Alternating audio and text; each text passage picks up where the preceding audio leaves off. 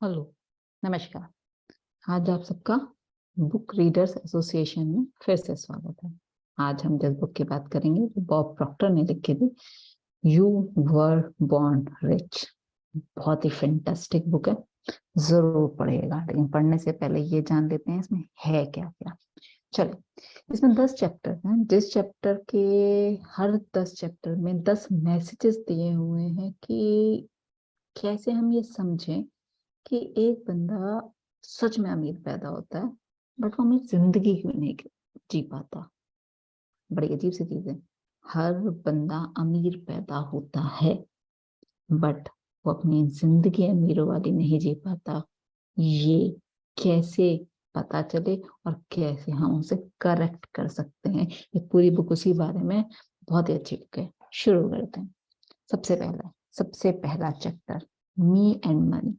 इसमें शुरू में उन्होंने एक बहुत बड़ा एग्जाम्पल दिया हुआ है, जिसमें एक मीटिंग के बारे में बताया जो 1923 में हुई थी, जिसमें 8 सक्सेसफुल पर्सन आए थे और वो उस टाइम पे उतना इकोनॉमी को मैनेज कर रहे थे जितनी उस टाइम पर यूएस की इकोनॉमी भी नहीं थी। But after some time when they were gone from the earth, उनमें से कोई भी बंदा अमीर नहीं था। अवन बहुत ही गंदी हालात में गए थे वो इस दुनिया से।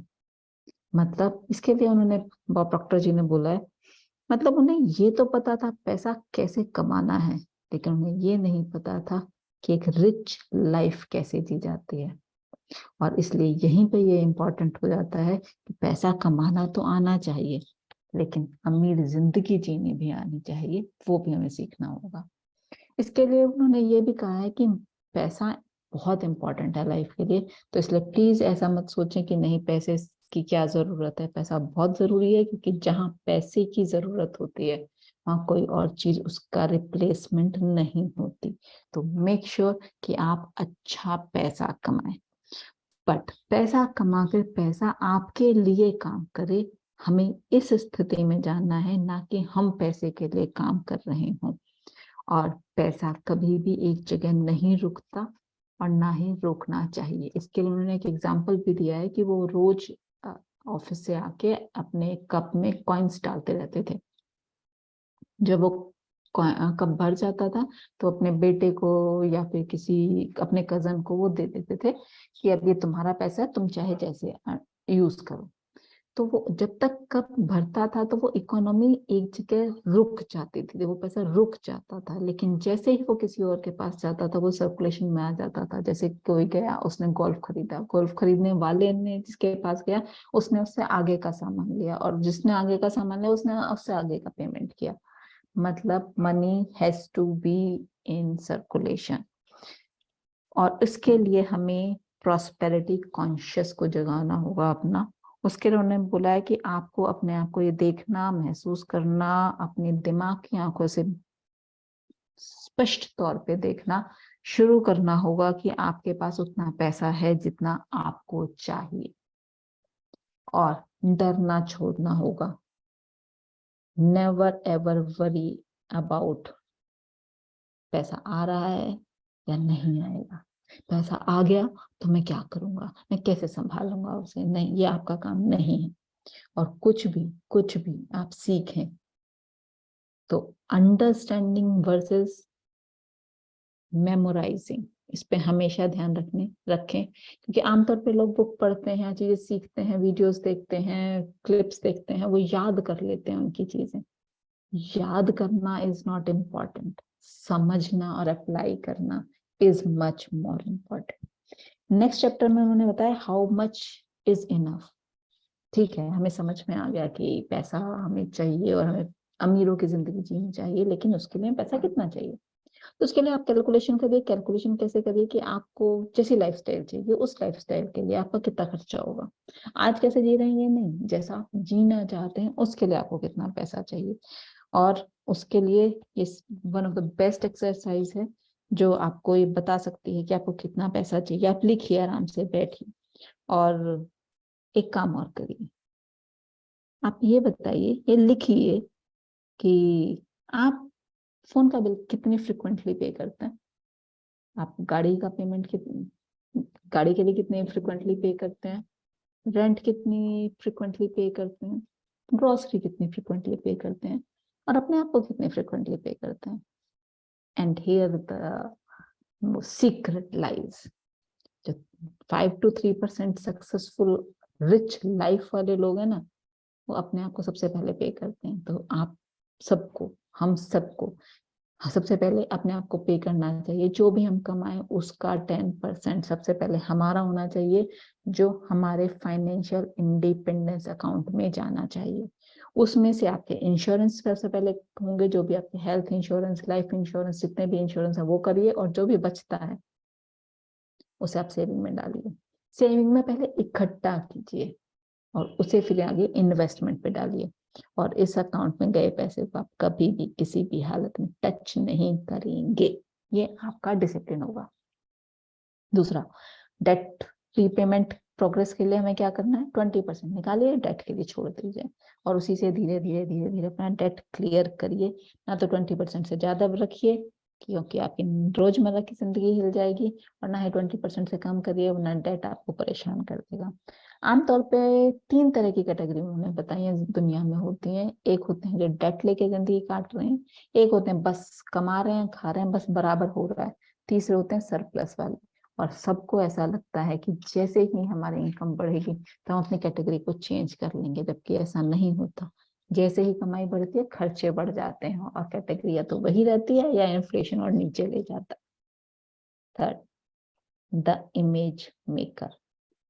इमेज, हम सबके दिमाग में हम सबकी एक इमेज होती है, और वो कितना बड़ा काम करती है इस बुक में पढ़ के समझ में आया। अमेजिंग। भगवान ने ये यूनिवर्स बनाया है, वो क्रिएटर है, लेकिन हमें को क्रिएटर की तरह भेजा है कि भगवान जो हमसे चाहता है कि हम वो कर पा रहे हैं। और यहीं पे आता है को creation of our image in our mind. इसके लिए उन्होंने एक एग्जाम्पल दिया है मिनिस्टर, एक फार्मर का। एक बार एक मिनिस्टर कहीं जा रहा था, किसी गांव से निकला, तो उसने देखा अरे वो बड़ा ही सिस्टमेटिक फार्म है, बहुत ही खूबसूरत, बिल्कुल लाइनों में सब कुछ है, बिल्कुल सिस्टमाइज है, कस्टमाइज है, बड़ा ही स्पेशल, बड़ा ही प्यारा। और जबकि दूसरी तरफ जैसे आमतौर पर होते हैं वैसे फार्म्स थे।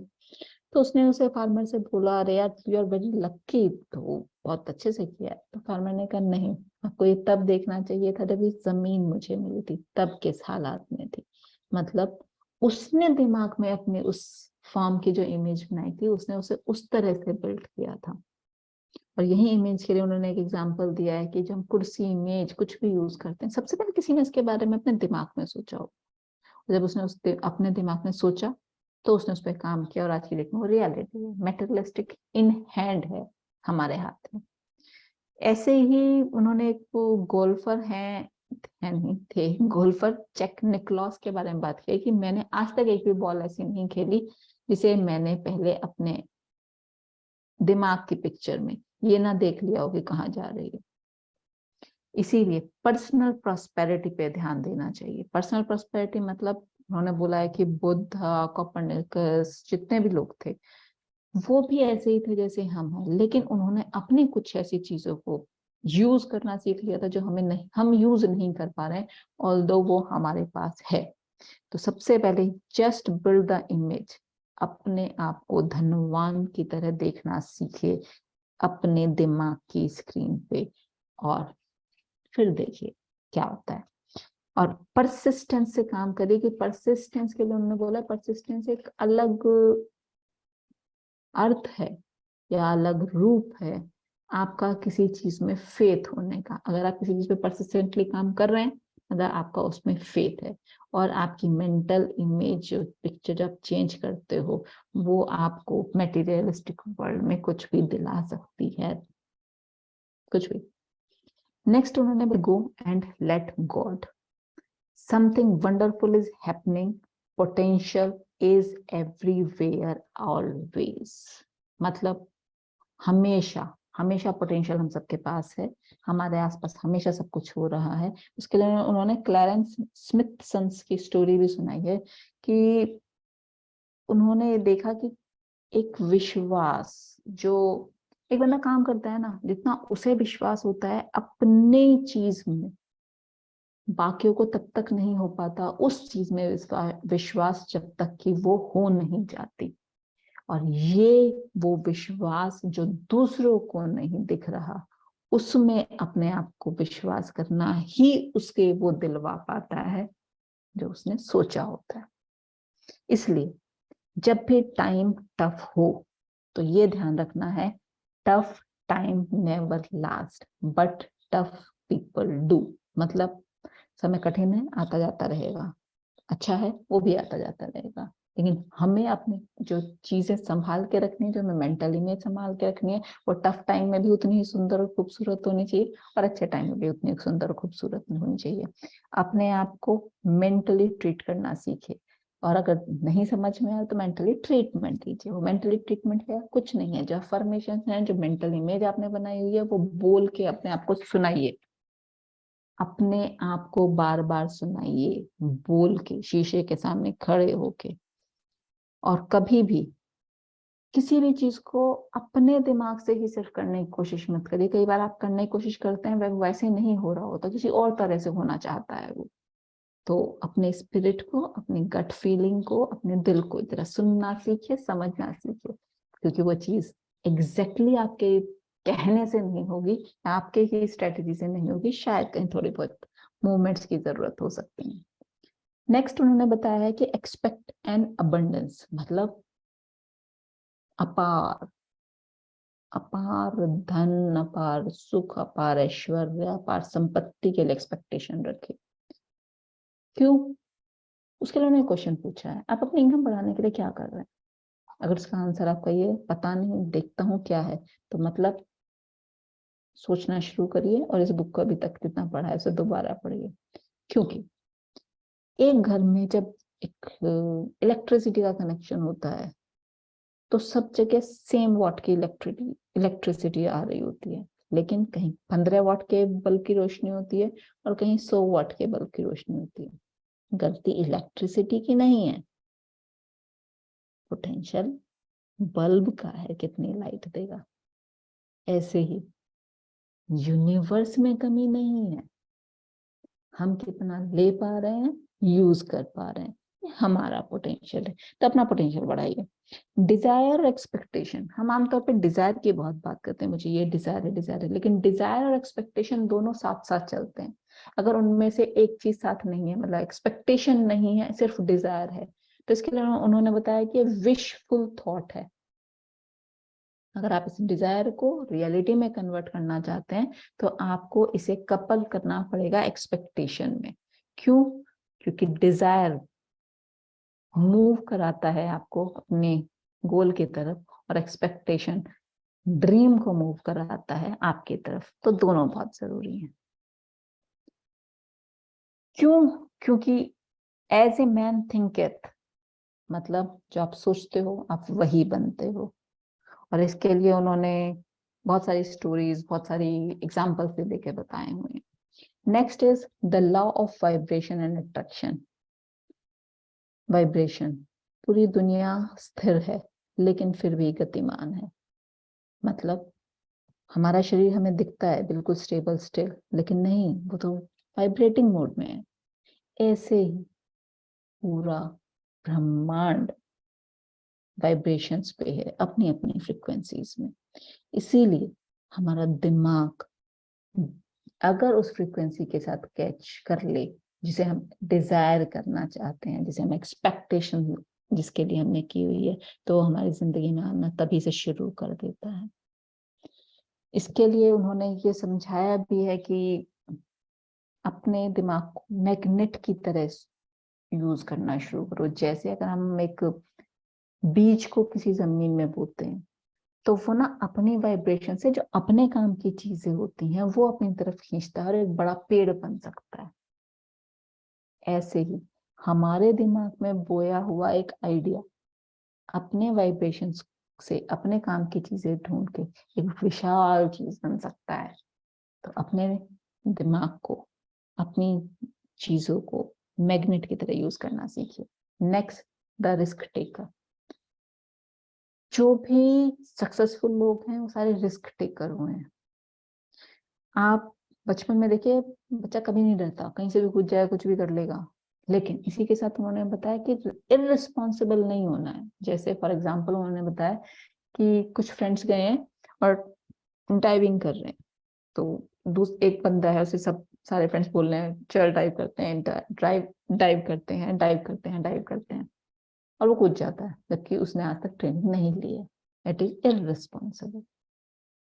और अगर उसने ट्रेनिंग ले रखी है, दैट इज रिस्क टेकर, क्योंकि even the training can not से एवरीथिंग विल गो फाइन। इसके लिए उन्होंने बोला भी है कि फाइटर पायलट स्टडी में से देखा गया है, जो एग्रेसिव पायलट्स होते हैं उनके बचने की संभावना हमेशा ज्यादा होती है। Risk taking versus irresponsibility, always go for risk taking. ऐसे ही इन्वेस्टमेंट में बोला है, पहले पढ़िए समझिए उसके बाद इन्वेस्ट करिए। इसीलिए उन्होंने कहा पहले जो सेविंग्स की है ना आपने, एकदम नहीं डाल देना, पहले सेविंग्स को इकट्ठा होने दीजिए, इन द मीन वाइल आप पढ़िए, सीखिए, समझिए एंड मूव फॉर। और रेजर्स एज, नेक्स्ट उन्होंने बताया रेजर्स एज मतलब बिल्कुल कहते हैं तलवार की धार पे, चीजें बहुत आसपास, 1 इंच, एक स्टेप, एक आइडिया दूर ही होती हैं आपकी खुशहाल जिंदगी आपसे हमेशा। एक आइडिया जिस पे आप कभी काम करेंगे, कोई चीज जो स्टेप जो आपको लेना है, और उसके बाद आपकी जिंदगी कितनी भी खुशहाल हो सकती है। वो अंतर क्या होता है, एक बंदा is just about to start, दूसरा स्टार्ट कर देता है। एक about to complete that task, दूसरा कंप्लीट कर चुका होता है। एक अपॉर्चुनिटी देख रहा है, दूसरा काम शुरू कर देता है। एक पास द कहते हैं ना, काम करने ही वाला था, एग्जाम पास करने ही वाला था, दूसरा एग्जाम पास कर चुका है। जैसे इसके लिए उन्होंने एक एग्जांपल दिया, जब रेस होती है ओलंपिक में, तो फर्स्ट और सेकंड में ना सेकंड्स, मिली सेकंड्स का डिफरेंस होता है। एक जीत चुका होता है, एक जीतने वाला होता है, दोनों में मिली सेकंड्स का डिफरेंस होता है। लेकिन अगर बात करें रिवार्ड्स में, मल्टीपल टाइम्स का डिफरेंस होता है। इसीलिए go on the other way and be more active. और जैसे कि उन्होंने एग्जांपल भी दिया है कि अगर आप सेल्स में और एक एडिशनल सेल पर वीक आपका साल भर का टारगेट कितना बढ़ा सकती है, कभी आपने ध्यान दिया है? एक छोटा सा काम और ज्यादा। तो सोचिए इस तरह से आप और क्या कर सकते हैं। क्योंकि उसके लिए उन्होंने बताया भी है कि एक गैराज चलाती थी एक फैमिली, और अबाउट टू शट था वो गैराज, तो उनके पास आई, उनसे बात की, उन्होंने सब कुछ देखा, तो उन्होंने सब कुछ देख के बॉब प्रॉक्टर ने उन्हें सिर्फ एक सलाह दी कि वैसे आप सब कुछ अच्छे कर रहे हो, you are good technical people, लेकिन जब गाड़ी ठीक होके जाती है तो सामने वाला को जो सबसे पहले दिखता है वो उस गाड़ी की साफ सफाई है। अगर आप इसे प्रायोरिटाइज कर लेंगे, जैसे आप टेक्निकल कर रहे हैं वो बेस्ट सर्विसेज दीजिए ताकि वो दोबारा आए, लेकिन आते ही वो खुश तब होगा अगर उसे बिल्कुल साफ क्लीन गाड़ी मिलेगी। उन्होंने वो किया। Make the difference. ऐसी कुछ छोटी सी चीज, 1 स्टेप, 1 इंच, 1 आइडिया, इतनी ही दूर है आप अपने सक्सेस से। देखिए वो क्या हो सकता है। Might be one sale per week. Simulation मतलब इतना रिहर्स करिए, इतना रिहर्स करिए, इतना रिहर्स करिए कि जब मेन शो हो रहा हो वो फ्लो में रहे, उसके लिए एफर्ट ही ना लगे। इतना रिहर्स करिए। वो आपकी प्रेजेंटेशन भी हो सकती है, वो आपकी लाइफ में कुछ और काम भी हो सकते हैं। तो rehearse rehearse rehearse and rehearse once more. Next उन्होंने बताया डोंट थिंक इन रिवर्स। पीछे का देखना छोड़िए प्लीज, आगे की बात करते हैं। जो गया वो बीत गया, आगे के बारे में सोचिए। क्योंकि जो पीछे गया है वो आपको परेशान करेगा, वो आपको गिल्ट कर देगा, वो आपको कहीं ना कहीं आगे बढ़ने से रोकेगा। इसके लिए उन्होंने आगे बढ़ने के लिए उन्होंने एक स्ट्रेटजी बताई है, 3-3-3 स्टोरी है उनकी, जो बॉब टेम्पल्टन ने एक बार यूज की थी। एक टॉर्नेडो आया था, उस जगह के बंदों को उन्हें चैरिटी करनी थी, उन्हें सपोर्ट करना था, तो उन्होंने अपनी सारी टीम को बुलाया और उनसे बोला कि हम 3 दिन में 3 घंटे का शो करके $3 मिलियन की चैरिटी करने वाले हैं। 333 स्टोरी। बट इसमें हम ये नहीं सोचेंगे कि ये कैसे नहीं हो सकता, हम सिर्फ ये सोचेंगे कैसे कैसे हो सकता है। And they did it. Friday को मीटिंग करी थी और ट्यूसडे को वो शो हो गया था और उन्होंने पूरे $3 मिलियन इकट्ठे करके चैरिटी की थी। ऐसे ही लाइफ में जब आप सिर्फ इस अप्रोच के साथ उतरते हैं, मुझे सिर्फ इससे फर्क पड़ता है क्या हो सकता है, क्या नहीं हो सकता, या किस तरह से नहीं हो सकता, it is not going to be in my focus, you can achieve any damn thing in life. Next, the vacuum law of prosperity. ये उन्होंने बहुत अच्छे से समझाया कि हमें ये भी चाहिए, वो भी चाहिए, वो भी चाहिए, लेकिन पिछले वाला छोड़ते नहीं है। ना तो फिजिकल वर्ल्ड में छोड़ते हैं, ना मेंटल वर्ल्ड में छोड़ते हैं। हमें नए कपड़े चाहिए, पुराने कपड़े निकालते ही नहीं है। हमें नए पर्दे चाहिए, लेकिन हमें पुराने पर्दे निकालते ही नहीं है। जबकि नेचर का नियम है, कहीं भी वैक्यूम नहीं छोड़ती, उसे वो भर देती है। तो हमें वैक्यूम बनाना है। Giving is receiving, simple. तो हमें देना सीखना है और देते हुए खुश होना है, परेशान नहीं होना है। इसी और इसमें स्पेशली उन्होंने एक चीज पे बहुत दिया है ध्यान कि फिजिकली तो हम और आप काफी कर लेते हैं, दिक्कत होती है मेंटल में। तो मेंटली भी प्लीज छोड़िए, क्योंकि पुरानी चीजों को छोड़ोगे तो नए आइडियाज आएंगे, पुरानी चीजों से निकलोगे तो नए आइडियाज पे काम कर पाओगे, और जब नए आइडियाज पे काम कर पाओगे तो नए रिजल्ट्स ले पाओगे। तो इन टोटल ये 10 चैप्टर, 10 चीजें, 10 वे देखने के कि हम कैसे, जो हम पैदा हुए थे रिच, वही हम रिच लाइफ अपनी लाइफ में कैसे ला सकते हैं वापस। बहुत सुंदर बुक है, उम्मीद है आप सब पढ़ेंगे। और अगर नहीं पढ़ पाए तो इस 20-25 मिनट में आपको काफी चीजें समझ में आ गई होंगी और उस पर अप्लाई करना शुरू करेंगे। आज के लिए इतना ही, धन्यवाद। अगले हफ्ते फिर मिलेंगे एक नई बुक के साथ। Thank you.